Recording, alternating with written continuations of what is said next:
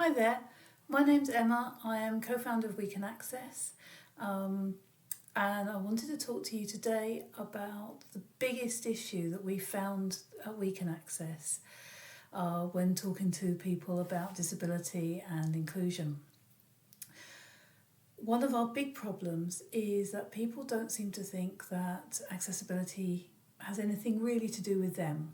They've always done things a certain way. They don't see the point in changing them. They don't. They think it might be a bit too difficult to do that, and they just don't see the link between disability, accessibility, inclusion, and themselves. Now, to a certain extent, I completely get that because I didn't think about it that much until it happened to us. And now David and myself breathe, live and eat disability, inclusion and accessibility. And because of that, we tend to talk to people that come into our lives about it. Just random people, anyone, the hairdresser, people at my Pilates class, the plumber who came round to fix something for us the other day, the chap that came to look at our garden to help us with our trees. We just, we talk a little bit about what we do, who we are, and all of a sudden we discover that disability isn't something that happens to other people. It isn't something that impacts on their lives. It isn't about them. It's about all of us. And the crazy thing is that once you start looking at the statistics, you understand why. In the UK alone, our Department for Work and Pensions identified 16 million people in the UK. That's around 24% of the UK's population has a recognised disability. And then when you start to understand that disability can easily impact the family around them, certainly like my daughter's does with us, then you realise that actually disability impacts every aspect of life.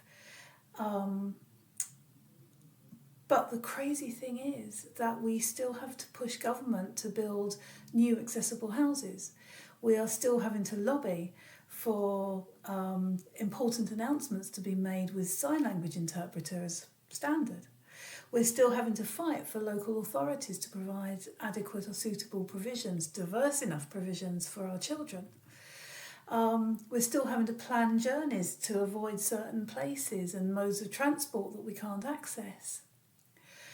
So it just seems crazy if you think about it. Some people say, well, you live in a bubble, that's all you know. And yes, to a certain extent, we do. But when people come into our lives every day, just as they would normally, so our plumber has a severely autistic son. My mum's hairdresser has a neurodiverse son. The lady in my Pilates class used to run a local authority's special educational needs department.